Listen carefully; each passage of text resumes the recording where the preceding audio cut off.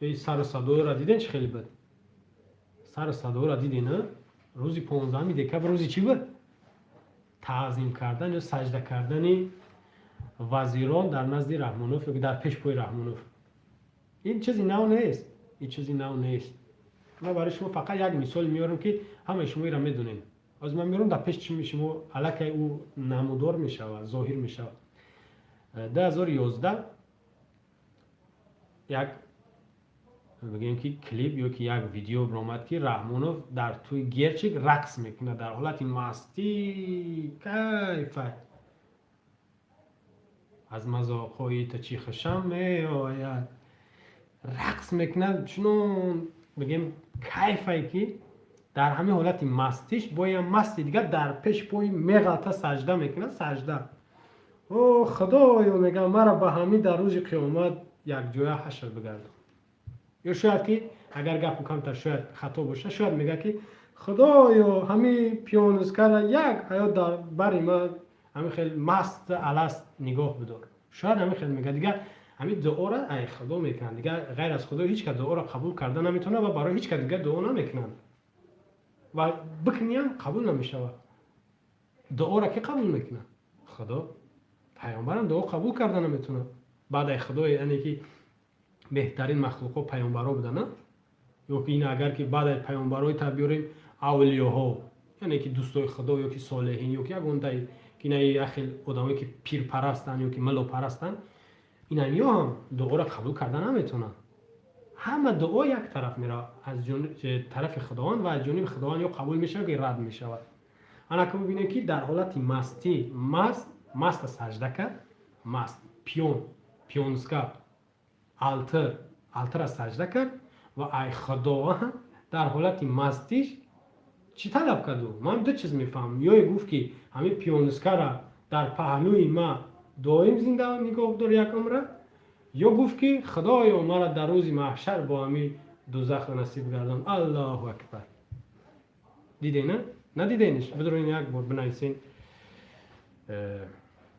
توی رحمانوف یا که نمیدونم دیسکو تانسای هم خیلی بنویسین میبره در حالت مستی سجدش کردن و بغیر از این نگاه کنیم بغیر از این من چندین بار خصوصا من مثال بیارم که کسایی که در صفحه فیسبوکی اگر من را تماشا کردگی باشن من زیادتر هم خیلی چیزا را من چی میکنم میپرتم در صفحه هم نشر میکنم کودکان کو و بیچاره نمیدونن که پدرش کیه یا چند سال داره میرن میدونن کودکایی که مایده کو کودک در پیش پای رحمانوف سجده میکردن کودکو من صورتاشون میپرتم ویدیوشون هم مثلا نواراش اکی کامپیر مسافر نگو امروز پگم می اول یخش مرده نمی نفره که در پیشوازی رحمانوف بودن کو یا خیلی مردگیه ای دنیا رفت خوب شیدک بسیار خوب شید جزاش هم میگیره در پیش رحمانوف سجده میکردن تعظیم میکردن بای میگفتن رقص میکردن در پیش رحمانوف نامو تعظیمه او تعظیمی نیکی چی بود اعضاهای حکومت نبودن تعظیمی مردم بود تعظیمی مردم در نزد رحمانوف ای 15 دکبر ده تعظیم رسمی از جانب اعضاها و فعالای حکومت در نزد رحمانوف این تعظیم رسمی بود او غیر رسمی بود غیر قانونی بود حتی او ای قانونی ای این تعظیم قانونی ای سوگند با پرزیدنت خودن این قانونی ای این را بدونین و همین مثالی پیشتر گفتم که 2016 در 22 می وقتی رفراندوم گذراندن 3 ماه پیش رفراندوم گذراندن در رفراندومشون گفتن که سرقانون تغییر الهه ها میاره یا داشته باشن 100 روز 100 تا نوار حرکت سیاسی گروه 24 جانب شما بود مردم نوار کرده بود که رفراندوم قبول نداریم سرقانون باید عوض نشه تغییر نیاده یکی این پونکتش همین بود اعضای حکومت مجلس ملی مجلس نمایندگان وکیلا با رحمانوف باید قسم بخورن یکی پونکتش نمی بود برای همین شما امروز چی نشین دیگه یعنی که غمگین یا که حیران نشین که برای چی ای با پرزیدنت قسم خوردن یا پیشکی قانون را برآوردن امروز قبولش کردن و امروز عملیش کردن انا که یک چیز دیگر نکنه برآوردن مردم در نزد رحمانوف سجده کنه قانونی نیست این غیر قانونیه اگر قانونی ببرانش شما میرین سجده میکنین، کدوم سجده نکنین جزاد میتن با جوابگاری میکشن. را بدونین هیچ امکان نداری، هیچ راه نداری، یا چپش میکنی یا که میره عبادتش میکنی، اطاعتش میکنی. رحمان فا میدونین که سجده درست نیست، چی وزیر باشه، چی پرزیدنت، چی پیامبر، سجدهش درست نیست. حتی نگاه که رحمان از سال 92 68 سال 68 ساله 28 سال این همی اگر 28 سال آب نمی آب ای کو بخشش می آب بخورم نمی آب ای در 28 سالی سر قدرت داشت اگر یک بکل آب نمیخورد، یک بکل آب، برای چی؟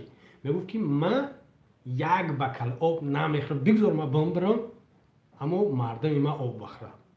در 28 سال در خونه‌اش کو شم قطعی زندگی میکرد. در 28 سال میگفت که مردم باید همه برق داشته باشه، ما به برق باشم، اول باید مردم داشته باشه.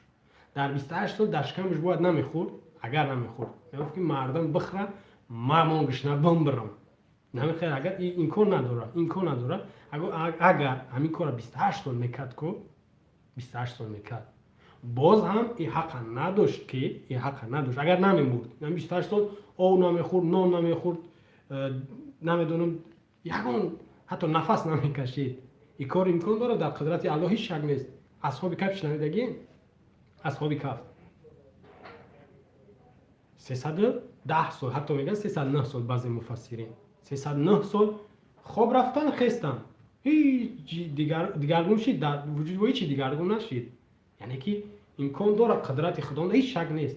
نه که رحمانوف اگر همین قدرت خدا میشید، نگاه قدرت خدا میشید، یعنی 28 سال رحمانوف هیچ نمیخورد نمینوشید، زنده میمونده، باز هم ما حق نداشتیم که یکی وزیرو به دوام بران در پیش پشت سجده کنن، این حق نداشتن.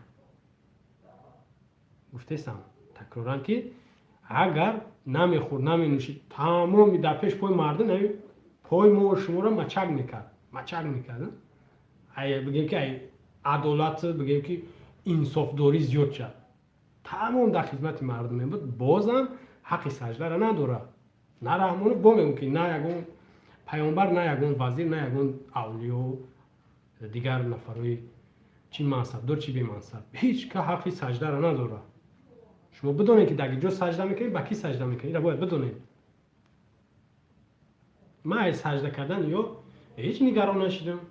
برای رحمانوف اگر بگه که قفونکی بیاین سجده کنین، چی میگن سجده میگم قفونکی بیاین با پیشم، یا میرون یا دیگه یگان راه ندارن، یا دم در راه دارن، یا زندانه، یا که سجده در پیش پای رحمانوف، همین راه دیگه یا راه ندارن. رحمانوف برای همه ما نفری که هدایت یافتگی این کو معلومه که یورا به طرف دوزخ برده است. نفری که هدایت یافتگی این کو میدونن رحمانوف گمراه، کسی که رحمانوف دوست میداره پیروش او گمراه، به طرف دوزخ میروه، به یک چاهی میبره میپرتشون که او چاه اسفل سافلین، چاه سقر، بدترین عذابای دوزخ در اونجا. انا ببینید سجده کردن، یکی ما در صفحه فیسبوکی نوشتم ایرا قدر کردن در کار، اگر چی بو میگم که یا همش جنایتکارن، یکی سجده دو نفر زیادتر دیدم بود. یکتش وزیر معارف بود، وزیر نوتایین معارف سجده نکرد، اما یک دفتری که اوجا میرن اول سوگند به رحمانوف میخرن، بعد میرن امضاش میکنن، بعد میرن در رحمانوف میتنش، که یعنی که ما صادقیم. وزیر معارف سجده نکرد، وزیر تندرستی سجده نکرد. معلوم است که سواد دارن یا که یک کمتر ننگ ناموس دارن، سجده نکردن. دیگه ای سروزیر قاهی رسول الله سجده کنی تعظیم سرش، تعظیم هم حتی حرامه، تعظیم در حتی درست نیست. یا حتی نو وزیر خارجه اصل فیکو او با حتی سجده کرد، حتی او رکوع کرد، سجده میگم رکوع کرد. رکوع نماز بخلش چی داره؟ رکوع داره، سجده داره، قیام، رکوع، سجده. او با همه را گذارن، یعنی که من خشم میتونم خیلی روی دوست بگیرمش رحمانوف، یعنی دوستش میدارم، زیادی بعد دوستش میدارم. نه که اینا نگاه کنین، اینا می وزیری که قسم خوردن کو یا همش نمیمونن، اونمو گرش کو، اما شبکه کلانی که در سرش موندگیان، اگر شبکه بچه سرش بیاون مونن تمام، یا ای وظیفه همش میرون، یا همش هم پیر شدگیان هم یا آدمای اون نیستن، اون نمیخواد یا در پهلوش باشن. اینا یا سجدهشون میمونه، گناهشون میمونه. سجده کردن این حرامه. سجده کردن در نزد مخلوق اجازت نیست. پیامبر نازنین ما و شما یک حدیث بسیار خوب داره، میگه که اگر سجده اجازت میبود، ما زنها را اجازت میدادیم که در پیش پای شوهراشون سجده کنن. انا که ببینید، یعنی سجده اجازت نیست. حتی پیامبر یه حدیث دیگر هم داره که بعضی اصحاب یاراش شاگرداش میگن که ما میخوایم که تو را حرمت کنیم، وقتی تو بیای ما اینجامون بخیزیم، یعنی پیش تو بخیزیم، میگن نه نکنین.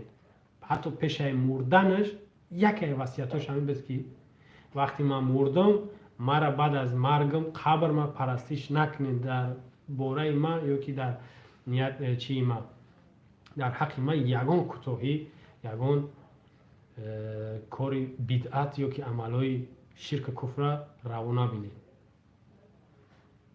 که با میگم من تکرارا نه، اینه که جوش هست باید بگم که افضل ترین، بهترین، بالاترین مخلوق خداوند آفریدگی ای انسان ها، ای بین انسان ها بهترین در قدم اول، در صف اول پیامبر ما و شما حضرت محمد مصطفی علیه السلام است.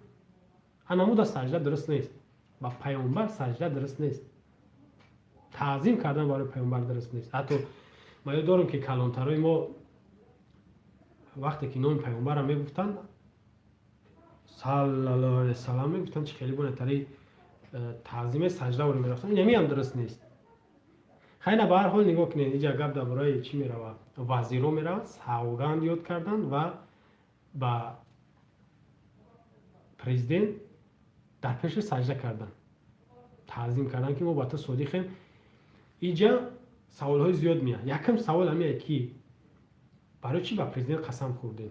پرزیدنت فردا ای منصب میروه یا میمبرد، چی میشوه؟ این قانون برآمد، این قانونه، این هوایی سجده نکردن، تعظیم نکردن، قانون هم برآمد. نگاه کنیم با وقتی با این سجده میکنن، فردا ای منصب یا میروه. یعنی که اینا رنگ قزاقستان میکنه شو که رنگ یگان کشور دیگه میاره، بچه‌ش هم میمونن. گرچه که اگر بمونه، شما میدونید که همین وزیرا یا که وزیرا که بعد ایامیه در پیش گرچک باید هم قسم بخورن، هم در پیش پای سجده کنن.